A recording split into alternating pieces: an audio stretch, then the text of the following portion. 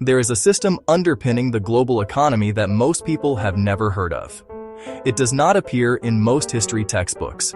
It is rarely discussed in mainstream news coverage, but it explains, with striking precision, why the United States is at war with Iran.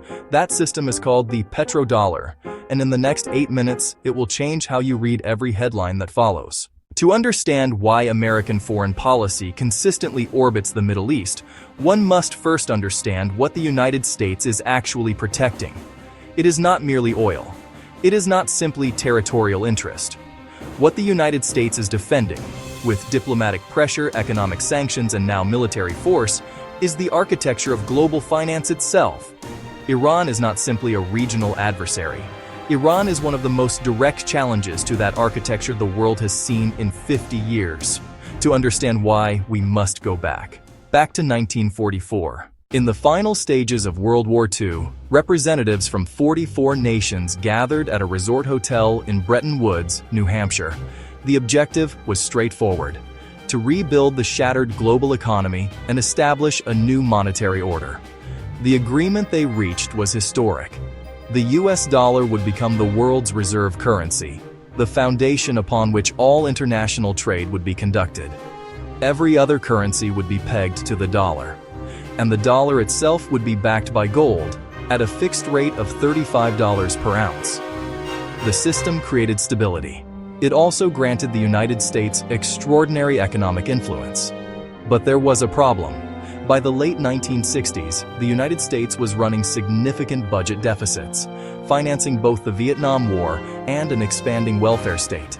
Other nations, particularly France, began demanding gold in exchange for their dollars. The U.S. gold reserves were depleting rapidly. The system was under severe strain. On August 15, 1971, President Richard Nixon made a unilateral decision that would reshape the global financial system permanently. He ended the convertibility of the US dollar to gold. The Bretton Woods system collapsed overnight. The dollar was now what economists call a fiat currency, money backed not by a physical commodity, but by trust in the issuing government alone. This became known as the Nixon Shock, and it created a crisis. If the dollar was no longer backed by gold, why would the world continue to use it as its reserve currency?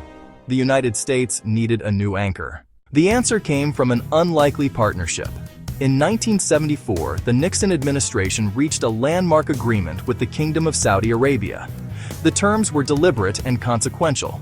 Saudi Arabia, then the world's largest oil exporter, agreed to price all of its oil exclusively in US dollars. In exchange, the United States offered military protection and security guarantees for the Saudi royal family. The agreement was subsequently adopted by the other OPEC member states. This is the system we now call the petrodollar. Any nation in the world that wishes to purchase oil must first acquire US dollars. This single arrangement created a permanent structural global demand for the American currency, effectively replacing gold as the anchor of dollar dominance. The implications of this arrangement are far-reaching. When a nation, whether Japan, Germany, or India, purchases oil, it converts its own currency into dollars first. This creates consistent, global demand for US dollars, regardless of American domestic economic performance. Those petrodollars flow back into the United States financial system, primarily through purchases of US Treasury bonds. This recycling mechanism, known as petrodollar recycling, funds the U.S. national debt at low interest rates and reinforces the dollar's status as the world's reserve currency. The system is self-reinforcing. As long as oil is priced in dollars, the world needs dollars. And as long as the world needs dollars, the United States maintains unparalleled financial leverage.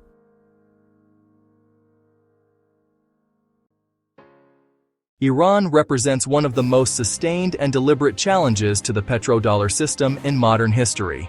Beginning in the early 2000s, Iran began moving to price its oil in euros, and more recently, in arrangements involving Chinese yuan and Russian rubles. Iranian leadership has been explicit in viewing dollar dependency as a mechanism of American control, and has sought to build trade relationships that bypass the dollar entirely. The United States response has been consistent. escalating sanctions, diplomatic isolation, and now direct military engagement. One can debate the stated justifications: nuclear capability, regional aggression, human rights. Those factors are real, but they do not fully explain why the United States has maintained such sustained pressure on a mid-sized regional power for over 4 decades. The petrodollar does. Consider the analogy. Abandoning the petrodollar system would be for global trade comparable to the world suddenly abandoning a platform with billions of users for an untested alternative.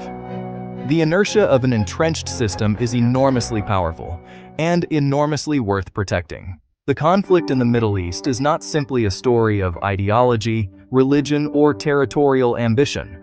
It is, at its foundation, a story about who controls the terms of global trade. The petrodollar system has underpinned American economic dominance for 50 years. Iran's challenge to that system is why this conflict has no easy resolution. Understanding this does not make the headlines simpler. It makes them honest. If this analysis provided clarity, consider subscribing. More deep dives are coming. And if you want to understand the next layer, the video on screen now will take you there.